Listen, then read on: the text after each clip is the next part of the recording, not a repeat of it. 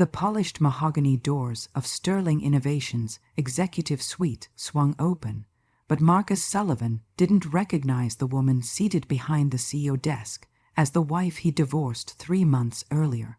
Rebecca Sterling had transformed from the modest accountant he'd abandoned into an unrecognizable vision of corporate power. But her cold emerald eyes held memories of his betrayal, the affair with Jennifer Walsh, his mistress from the marketing department, the divorce papers he'd shoved across their kitchen table, the cruel words about her inadequacy he'd applied for the senior management position, never knowing his ex-wife was the secret CEO of the billion-dollar empire. But now he stood frozen in her office doorway, his resume trembling in his hands. The company he'd researched obsessively belonged to her, but he'd been too blinded by arrogance to connect Rebecca Sterling to Rebecca Sullivan, too consumed with his new marriage to Jennifer to investigate the mysterious CEO, whose identity remained hidden from the public.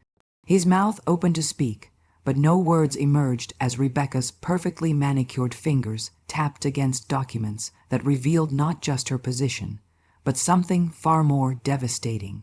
A $450 million inheritance she'd kept secret throughout their 7-year marriage. An inheritance that had funded every dream he'd ever claimed as his own achievement. The interview he'd prepared for had transformed into a reckoning, but Marcus couldn't comprehend how the woman he deemed worthless now held his entire future in her hands. What would Rebecca do now that her ex-husband sat before her, desperate for employment in the empire she'd built? How had the wife he'd underestimated become the most powerful CEO in the industry? What secrets had she hidden during their marriage? And why had she concealed a fortune that dwarfed his wildest ambitions? Would she grant him mercy or exact revenge for the affair that destroyed their marriage? And could Marcus survive the revelation that everything he'd achieved had been built on her silent generosity? The morning had started like any other Tuesday for Marcus Sullivan, but his confidence would soon crumble into dust before the day ended. He'd polished his Italian leather shoes until they gleamed, but the reflection staring back at him in the mirror showed a man who'd built his self-worth on illusions. His navy Tom Ford suit hugged his athletic frame perfectly, but beneath the expensive fabric beat the heart of a man who'd made the worst decision of his life. Exactly 93 days ago, Sterling Innovations occupied floors 40 through 60 of the Millennium Tower downtown, but Marcus had never questioned why the company's leadership remained mysteriously absent from all public events. The tech empire had revolutionized cloud computing infrastructure, but its reclusive CEO had become an urban legend in business circles, brilliant, ruthless, and completely invisible to the media. Forbes estimated the company's worth at $2 billion, but nobody could put a face to the name Rebecca Sterling. Marcus stepped into the chrome elevator, but his thoughts drifted to Jennifer, his new wife of 2 months, who'd been the catalyst for the divorce that now haunted his sleep. She'd been everything Rebecca wasn't, or so he'd convinced himself during those heated encounters in supply closets and hotel rooms during his previous job. Jennifer had legs that seemed to stretch forever, but her beauty had blinded him to her toxic manipulation. She'd whispered promises about the life they'd build together, but those promises had evaporated the moment his divorce finalized and his bank account revealed its disappointing reality. The elevator climbed higher, but Marcus's mind descended into the memory of that October evening when he'd served Rebecca divorce papers. She'd been sitting at their kitchen table reviewing spreadsheets.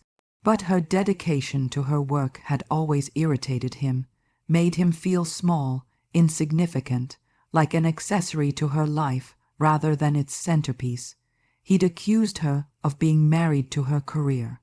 But now he recognized his words as projections of his own inadequacy. "I want a divorce," he'd announced, but Rebecca hadn't even looked up from her laptop initially. When she finally raised her eyes, they'd held no surprise. but pain had flickered across her features for just a moment before she'd masked it with that infuriating calm she always maintained. "Is it Jennifer from your office?" She'd asked quietly, but her voice had carried no accusation, only resignation. The question had angered him more than tears would have, but he'd forged ahead with cruelty he'd later regret. "At least Jennifer makes me feel like a man," he'd spat. But Rebecca had simply nodded and signed the papers without argument, without fighting for their 7 years together, without revealing any of the secrets that would soon detonate his world.